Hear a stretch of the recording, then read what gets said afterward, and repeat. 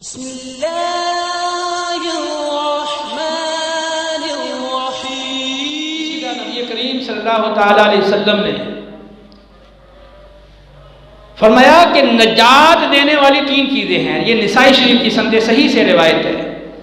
نجات دینے والی تین چیزیں ہیں جن میں ایک چیز یہ ہے کہ غصہ ہو یا نارمل حالت ہو، رضا اور غضب، خوشی اور غصہ، دونوں حالتوں میں عدل کرے، انصاف کرے۔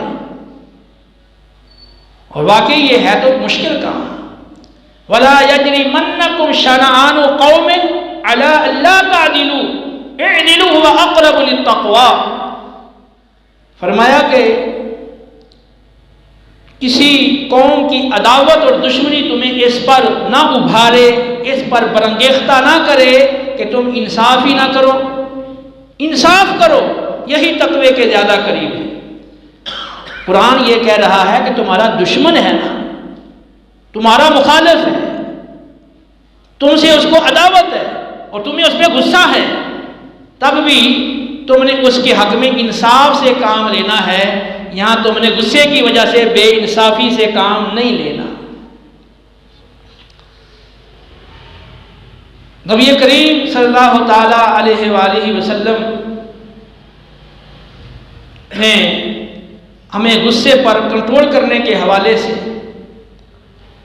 متعدد طریقے ارشاد فرمائے ہیں۔ صحیح بخاری اور صحیح مسلم کی روایت ہے، سلیمان بن سورت رضی اللہ تعالیٰ عنہ کا کہنا ہے، ہم نبی کریم علیہ السلام کی بارگاہ میں حاضر تھے تو قریب ہی دو آدمی آپس میں جھگڑا کر رہے تھے اور ایک شخص انتہائی غصے میں تھا اور غصے میں گالی گلوچ کر رہا تھا اور اس کی آنکھیں سرخ تھیں اور رگیں گردن کی پھول چکی تھیں۔ اس کا چہرہ جو ہے وہ سرخ ہو گیا تھا اور رگیں پھول گئی تھی۔ نبی کریم صلی اللہ علیہ وسلم نے فرمایا کہ مجھے ایک ایسا کلمہ معلوم ہے کہ اگر یہ شخص کہہ لے تو اس کا غصہ جاتا رہے۔ فرمایا وہ کلمہ یہ ہے، اعوذ باللہ من الشیطان الرجیم۔ تو بعض صحابہ نے اسے جا کر کہا کہ تم نے نبی کریم علیہ السلام کی بات نہیں سنی؟ آپ نے یہ فرمایا ہے؟ تو اس نے کہا میں کوئی مجنون ہوں، میں کوئی پاگل ہوں؟ یعنی بجائے اس نے اس حکم پر عمل کرنے کے اور توبہ پڑھنے کے آگے سے یہ جواب دیا کہ میں کوئی پاگل ہوں۔ تو اس بخاری مسلم کی روایت میں ہمیں یہ تعلیم دی گئی ہے کہ جب ہمیں غصہ آئے تو غصے میں چونکہ شیطان بندے کو بہکاتا ہے اور ابھارتا ہے، بھڑکاتا ہے، اس لیے اعوذ باللہ من الشیطان الرجیم پڑھ لے تاکہ شیطان مردود کے شر سے آدمی بچ جائے اور غصہ جاتا رہے۔ اور غصہ دلاتا ہی شیطان ہے بندے کو، تو جب یہ پڑھ لے گا اللہ کی پناہ میں آ جائے گا تو شیطان دفع ہو جائے گا اور اس کے غصے سے یہ محفوظ ہو جائے گا۔ سیدنا ابو بکر صدیق رضی اللہ تعالیٰ عنہ کی روایت ہے مسند احمد میں کہ ایک شخص آپ کو گالیاں دے رہا تھا، پورا بلا کہہ رہا تھا، آپ نے پہلے تو صبر کیا۔ نبی کریم علیہ السلام بھی قریب ہی تشریف فرما تھے اور آپ یہ دیکھ کر کے یہ گالیاں دے رہا ہے اور ابو بکر صدیق خاموش ہے، آپ دیکھ کے مسکرا رہے تھے۔ تو جو ہی ابو بکر صدیق نے دیکھا بھی یہ تو خاموش ہی نہیں ہو رہا اور یہ مسلسل مجھے گالیاں دے رہا ہے، برا بلا کہہ رہا ہے، بالآخر آپ نے مجھے جواب دیا۔ جو ہی جواب دیا تو نبی کریم علیہ السلام وہاں سے ناراضگی کا اظہار کرتے ہوئے اٹھ کر چل پڑے۔ ابو بکر صدیق رضی اللہ تعالیٰ پیچھے پیچھے حاضر ہوئے، یا رسول اللہ، اس شخص نے مجھے اتنی گالیاں دی اور وہ خاموش ہی نہیں ہو رہا تھا، میں نے اس کو جب جواب دیا تو آپ اٹھ کے چلے آئے ہیں ناراضگی کا اظہار کرتے ہوئے، اور پہلے آپ بیٹھے رہے ہیں، آپ مسکراتے رہے ہیں۔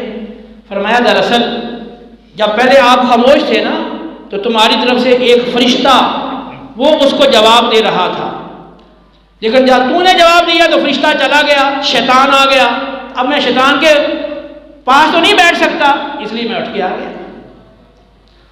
تو اس میں ہمیں تعلیم دی گئی ہے کہ اگر آپ کے ساتھ کوئی مسلسل بد کلامی کر رہا ہے تو اس کو جواب نہ دیں، آپ کی طرف سے فرشتہ جواب دے گا، اگر آپ جواب دیں گے تو پھر شیطان آ جائے گا۔ نبی کریم صلی اللہ علیہ وسلم نے فرمایا، بخاری کی روایت ہے، فرمایا جب تم میں سے کسی کو غصہ آئے تو خاموش ہو جائے۔ یہ غصے کا دوسرا حل ہے، پہلا تو ہے نا تعوذ پڑھ لے، اور دوسرا حل یہ ہے اور یہ حکم ہے، تعلیم ہے، جب غصہ آئے تو خاموش ہو جائے۔ صحیح بخاری کی روایت ہے، حضرت عمر فاروق رضی اللہ تعالی عنہ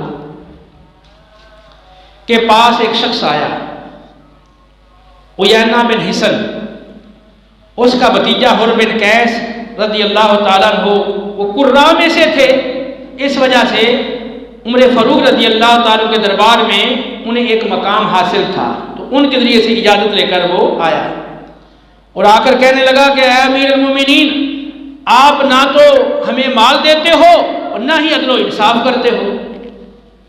یہ سن کے عمر فاروق رضی اللہ عنہ کو بڑا غصہ آ گیا، قریب تھا کہ آپ اس کو پکڑ لیتے اور اس کو سزا دیتے، تو فوری طور پر حر بن قیس نے قرآن پاک کی یہ آیت پڑھی، خذ العفو وامر بالعرف واعرض عن الجاہلین، معاف کرو، نیکی کا حکم کرو اور جاہلوں سے کنارہ کشی کر لو۔ کہنے لگے کہ اے امیر المومنین، یہ جاہل ہے اور اللہ نے اپنے نبی کو حکم دیا ہے کہ جاہلوں سے کنارہ کشی کر لو اور معاف کرو۔ تو یوں ہی آیت پڑھی، فوراً غصہ ٹھنڈا ہو گیا۔ سید عمر فاروق رضی اللہ تعالیٰ عنہ قرآن کے بہت بڑے عامل تھے اور بہت زیادہ عمل تھا قرآن کے اوپر، تو یوں ہی آپ کے سامنے آیت پڑھی گئی، فوراً وہیں ٹھنڈا ہو گیا غصہ۔ تو یہ بھی ایک غصہ ٹھنڈا کرنے کا طریقہ ہے کہ جب غصہ آئے تو ایسی آیت جس میں غصے کو پی جانے کا اور غصے پہ کنٹرول کرنے کا ایسی جو آیت پڑھی جائے یا نبی کریم علیہ السلام کی حدیث وہ سنائی جائے یا بندے کو خود یاد آ جائے تو پھر وہ اس کے مطابق عمل کرے۔ ابو داؤد کی روایت نبی کریم علیہ السلام نے فرمایا، یہ بھی سند صحیح کے ساتھ ہے، فرمایا غصہ شیطان کی طرف سے ہے اور شیطان آگ سے پیدا کیا گیا ہے اور آگ پانی سے بجھائی جاتی ہے، لہذا جب غصہ آئے تو وضو کر لیا کرو۔ ظاہر سی بات ہے جب غصہ آتا ہے نا تو آدمی کا بی پی بڑھ جاتا ہے نا، خون میں جوش بڑھ جاتا ہے، تو اگر پانی بہے گا کیا ہو جائے گا؟ ٹھنڈا ہو جائے گا، اس میں کمی آ جائے گی، اس لیے آقا علیہ السلام نے کہ وضو کر لیا کرو۔ اور ترمذی کی روایت میں ہے سند صحیح کے ساتھ، نبی کریم علیہ الصلوۃ والتسلیم نے فرمایا کہ جس کو غصہ آئے اور کھڑا ہے تو بیٹھ جائے، بیٹھنے سے غصہ چلا جائے تو ٹھیک ہے ورنہ لیٹ جائے۔ تو غصے پر قابو پانے کے لیے نبی کریم علیہ السلام نے ہمیں یہ متعدد اعمال بتائے ہیں کہ جب غصہ آئے تو تعوذ پڑھ لیں، اعوذ باللہ من الشیطان الرجیم پڑھ لیں، اور جب غصہ آئے خاموش ہو جائیں، جب غصہ آئے تو وضو کر لیں، غصہ آئے تو بیٹھ جائیں ورنہ لیٹ جائیں، اور اسی طرح جب غصہ آئے تو سامنے جو شخص موجود ہے وہ قرآن پاک کی اس سے متعلقہ کوئی آیت پڑھے، کوئی حدیث سنا دے، تو ان طریقوں سے اپنے غصے پر قابو پایا جا سکتا ہے۔ تو نبی کریم صلی اللہ تعالی علیہ وسلم آپ کا کیا معمول تھا؟